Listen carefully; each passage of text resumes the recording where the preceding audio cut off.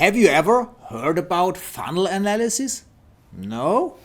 Never mind. Today you will learn about it and how you can utilize it in the process of becoming a Tier 1 or Tier 2 management consultant. Before we start, I'm Goldbrain, Gabriel Goldbrain, and I developed the Goldbrain SUCCESS Training. This training is intended for everyone who wants to break into Tier 1 and Tier 2 management consulting firms. Find out more on my website www.gabrielgoldbrain.com. If you're one of the top 10%, send me your CV. I will check it out and get back to you if I think I can bring you into management consulting. So, what is a funnel analysis? It basically starts out top down. So you first look at the whole problem and then you break it down step by step into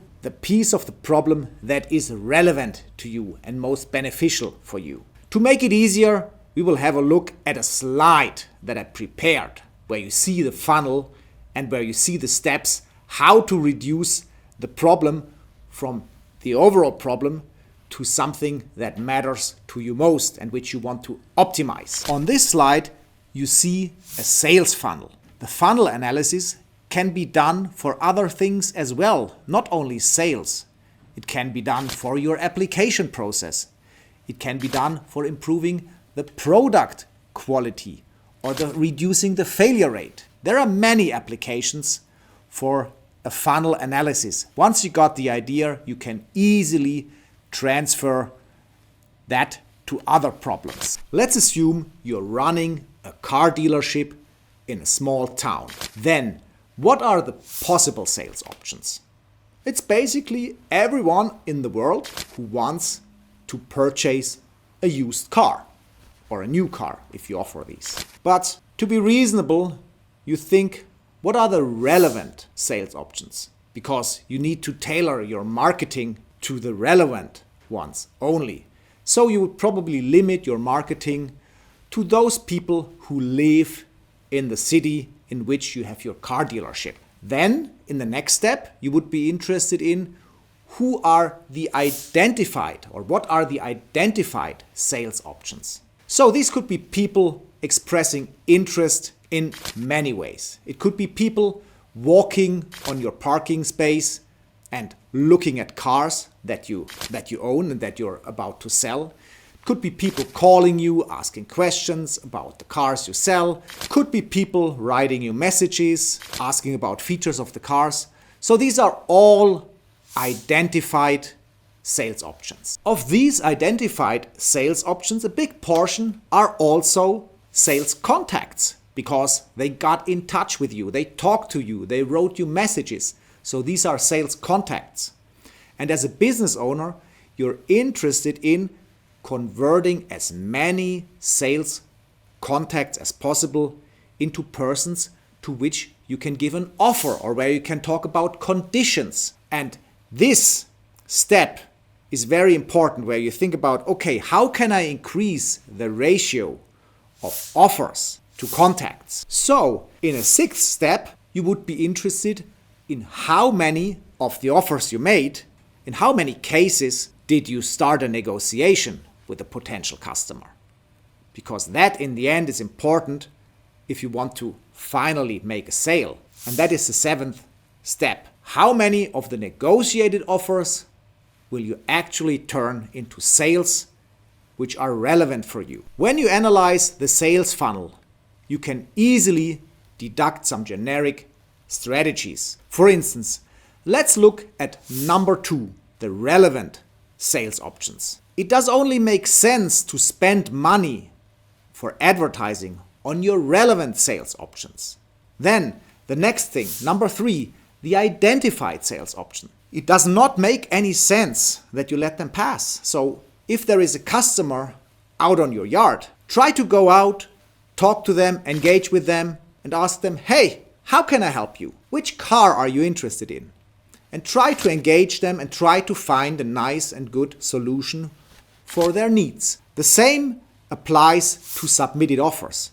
Once you submitted an offer, you got the contact details of the person, then follow up. Ask them, what do you think about my offer? Do you like my offer? Because that will bring people into a negotiation. They will tell you, the car is too expensive, I like this color, I prefer that color. If it had this kind of equipment, I would buy it, and things like this. So maybe you will be able to convert a certain percentage of these customers or talk them into a product which is suitable for them, based on the negotiation and the concerns they have. The same applies for negotiated offers. So once you made a good offer or a counter offer based on the negotiation, also follow up. You will see the conversation into your sales, into paying customers, will increase if you follow up properly with people. How would you now utilize this funnel analysis for your recruiting situation in management consulting? I think it's quite easy. So if you look at the possible options, every consulting firm in the world is a possible option for you to apply. But in the end, you will come to a conclusion where you say, okay, I'm living in the US, I'm willing to relocate, but only within the US or within Canada. So you may define the relevant market or the relevant options for you as the US and Canada. Similarly, if you live maybe in Spain, you may limit your market or your relevant options to Spanish-speaking countries or to Spain, because there is not so much Spanish-speaking countries around Spain. Or like if you're in the German-speaking regions, you may say, I'm fine with consulting offers in Germany, in Switzerland, or in Austria, because they speak German. You may not be able to identify all relevant options, because there may be a consulting firm where the partner group decided to break up the firm and split it into two different companies.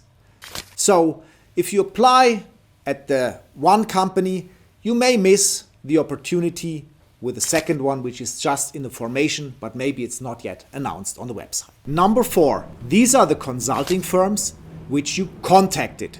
Maybe you spoke to them just to get some information. Maybe you sent them a CV. Number 5 would be the ones where you made an offer, which means you sent your CV.